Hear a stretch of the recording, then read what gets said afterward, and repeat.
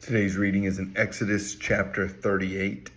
And as we read it, maybe because I've just got finished grading my kids' math this morning, but I started trying to figure out all the amounts of gold and silver and bronze that they used, and just the immensity of it. And what it ends up being is something like 2,200 pounds of gold, over a ton of gold that they've used.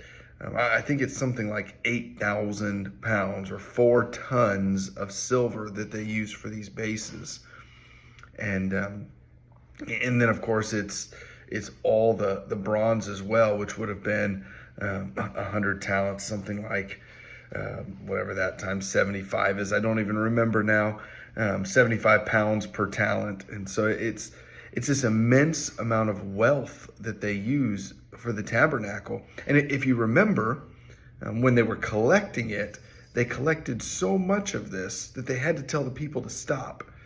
They said, we have enough already. We don't need any more. There's an abundance. There's more than what they need. And so Moses told the people, stop collecting it. And it just strikes me, these nomadic, wandering Israelites with all of this gold, all of this silver, all of this bronze, all of these linens, all of this wealth.